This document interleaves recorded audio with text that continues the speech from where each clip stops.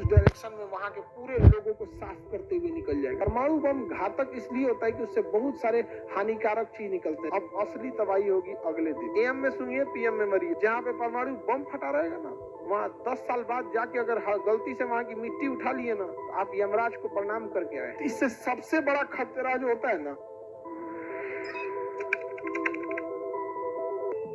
देखिए परमाणु बम जब ब्लास्ट होता है ना, तो डिपेंड करता है कितने वेट का है। कई लोग कहता है कि कितना खतरनाक होगा, डिपेंड करे कितना बड़का मारे हैं। दिवाली का पटाखा डिपेंड करता है कितना बड़ा साइज का है। तो जब कभी भी अगर कहीं भी एटम बम ब्लास्ट होता है, तो इससे सबसे बड़ा खतरा जो होता है ना, वो 10 किलोमीटर के रेडियस में बहुत भीषण आग लग जाता है और हीट वेव चला आता है। टेम्परेचर लगभग 300 डिग्री सेल्सियस हो जाता है। तो 10 किलोमीटर के रेडियस में तो किसी को बचना असंभव है।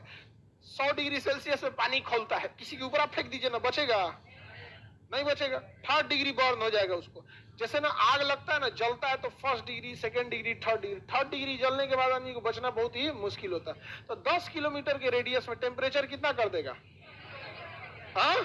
300 डिग्री सेल्सियस। इतना खतरनाक हो जाता है ये इतना इससे भीषण होता है। फिर अगला जो होता है ना, लगभग 20 किलोमीटर का एरिया, अगला 20 किलोमीटर, इसमें एक्सरे फैल जाती है। क्या फैल जाती है? एक्सरे।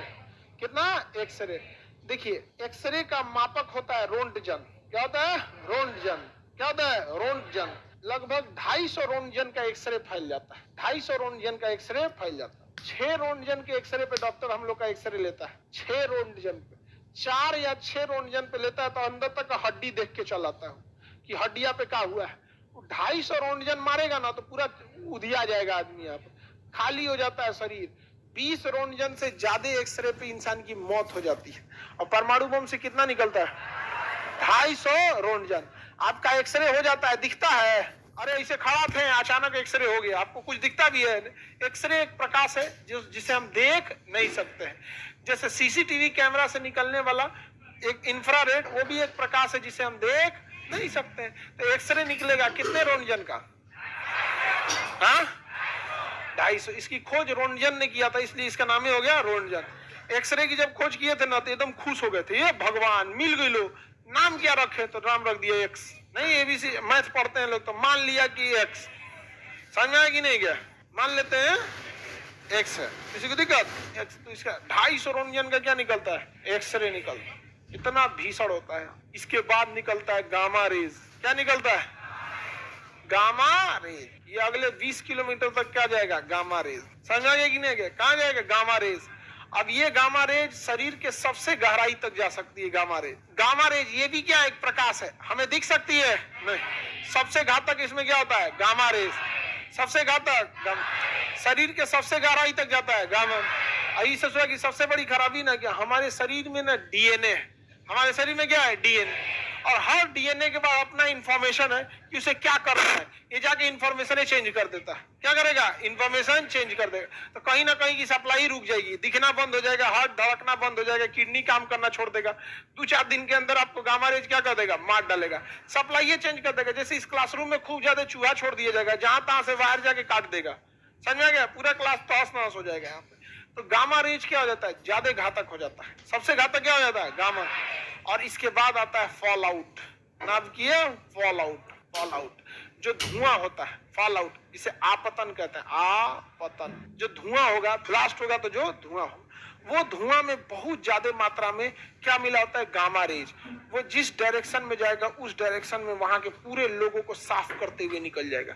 इसलिए परमाणु बम में हवाओं की दिशा बहुत मायने रखती है। समझ में आ गया कि नहीं? क्या हवाओं की दिशा बहुत मायने रखती है। अगर दिल्ली में सपोज दिल्ली के पास ब्लास्ट हुआ तो हवा उसको किस एरिया में ले गई, बहुत बड़े एरिया को तबाह कर देता है। परमाणु बम घातक इसलिए होता है कि उससे बहुत सारे हानिकारक चीज निकलते हैं। देखिए ना, एक्सरे निकल गया, गामा रेज निकल गया, टेम्परेचर बढ़ा के रख दिया। इसलिए घातक कौन होता है? Gamma rays. घातक गामा रेज। परमाणु बम जिस दिन गिरता है उस दिन उसी एरिया में तबाही होता है। जैसे पटना में गिरेगा ना, तो पटना के जिस एरिया में गिरेगा उस एरिया के 5, 7, 10 किलोमीटर के रेडियस में तबाह हो जाएगा। यानी आधा पटना का शहर गया। ठीक है। अब असली तबाही होगी अगले दिन, जब किसी को दिखेगा ही नहीं। अरे क्या हो गया, क्या हो गया? वो हवा जो होती है ना, वो प्रदूषित हो जाती है। जैसे कोरोना किसी को दिखता था, लेकिन 14 दिन का टाइम देता था ना मरने में, मतलब मारने में तो कोरोना 1 महीना लेता था। जिसको कोरोना हुआ तो 14-15 दिन तक तो अभी इंक्यूबेशन पीरियड में रहेगा, उसको खुद नहीं पता है, फिर अगला 14-15 दिन में उनको मारेगा। परमाणु में ऐसा नहीं होता है। रेडिएशन आप सूंघे, अभी सूंघिए, एम में सूंघिए, पीएम में मरिए, मतलब 12 बजे से पहले सूंघिए, 12 बजे के बाद मरिए, सुबेरे सूंघिए, रात में मरिए, रात में सूंघिए, सुबेरे मरिए। ये 24 घंटा के अंदर टपका देता है रेडिएशन। पता ही नहीं, कोई उपाय नहीं है, बचने से कोई उपाय नहीं। परमाणु बम से क्या डरता है? कोई उपाय नहीं है। प्रिवेंशन है लेकिन कोई उपाय नहीं है, और जितना उपाय है वो परमानेंटली उपाय नहीं है। पूरी तरह से एंटी रेडिएशन सूट पहनना पड़ेगा। मारा 6 अगस्त को तबाह हो गया हिरोशिमा। जापान को लगा कि ससुरा बहुत खतरनाक बम है ये, अब हम भी बदला लेंगे। लेकिन अगले दिन जब लाश गिरना चालू हुई ना, जो सोया है सोया ही रह गया। परमाणु बम कोई विस्फोटक नहीं बल्कि एक प्रदूषण है। जमीन, हवा, मिट्टी, पानी सब प्रदूषित हो गई वहां पे। जहाँ पे परमाणु बम फटा रहेगा ना, वहाँ 10 साल बाद जाके अगर गलती से वहाँ की मिट्टी उठा लिए ना, आप यमराज को प्रणाम करके आए, अब तो आशीर्वाद देंगे। अब आशीर्वाद देंगे। इतना खतरनाक उसका रेडिएशन होता है, दिखता नहीं है उसका रेडिएशन। हम लोग को क्या रेडिएशन दिख रहा है? अभी सबके मोबाइल में जियो, एयरटेल, वोडाफोन का टावर का नेटवर्क होगा, दिख रहा है? किसी नहीं दिख रहा है। वैसे ही रेडिएशन हो जाएगा, दिखेगा नहीं। लेकिन जैसे हम लोग सूंघेंगे, लोग फेफड़ा हो जाएगा मच्छरदानी। समझ में गया कि नहीं? बहुत खतरनाक होता है रेडिएशन, और यह रेडिएशन का असर एक लंबे समय तक रहता है। यही रीजन है कि नागासाकी, हिरोशिमा आज भी लोग दिव्यांग पैदा होता है। समझ में आ गया कि नहीं? आज भी लोग क्या पैदा होते हैं? दिव्यांग। 32 साल में खत्म होता है। नहीं रे बबुआ, 3000 साल में। कितने साल में? रेडिएशन का प्रभाव कब खत्म होगा? 3000 साल में। अभी 100 साल भी नहीं हुआ है जापान पे परमाणु बम पटकाए हुए, वहां असर कितना साल रहेगा? 3 है। लेकिन उसपे ऊपर सिल्वर, इसका क्या नाम है, पोटेशियम आयोडाइड, पोटेशियम आयोडाइड लगा के उसको थोड़ा सा क्या किया जाता है? कम किया जाता है। बोरिक एसिड का छिड़काव करने से रेडिएशन क्या हो जाता है? बैठ जाता है। बोरिक एसिड के पास परमाणु बम का रेडिएशन बहुत हाईली जाके चिपक जाता है, और बोरिक एसिड भारी होने से नीचे बैठ जाती है। तो जहाँ परमाणु बम होता है ना, वहाँ हेलीकॉप्टर से क्या छिड़का जाता है? Boric acid. लेकिन पायलट मर जाता है। हेलीकॉप्टर से छिड़कने टाइम पायलट मर जाएगा वहां पे। तो बोरिक एसिड का छिड़काव किया जाता है। फिर उस हेलीकॉप्टर का जो भी दूसरा कोई हेलीकॉप्टर के पास जाएंगे, वो भी नहीं पड़ जाएंगे। तो इसलिए जो भी पायलट जाता है ना, पूरा एंटी रेडिएशन सूट पहन के जाता है, लेकिन बहुत हाईली रिस्क होता है। अमेरिका ने मार दिया। आगे बढ़े ध्यान से। तो ये अमेरिका ने कहा मार दिया?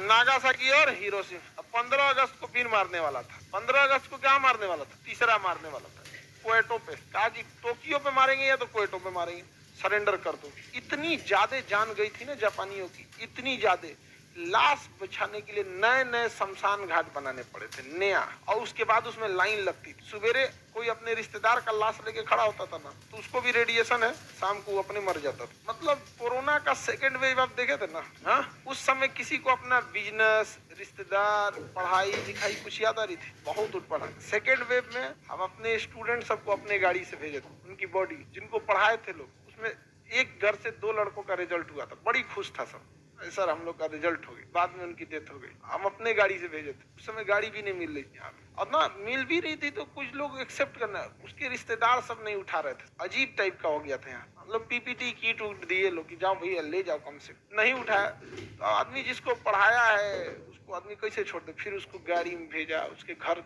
भेजा गया, वहां उसका दाह संस्कार जो भी था वहां लोग किया। लोग बहुत उटपटांग हो गया। उस समय किसी को कुछ नहीं सूझ रहा। उससे 100 गुना खतरनाक था अमेरिका का परमाणु। पूरा शहर तबाह हो गया था, पूरा शहर।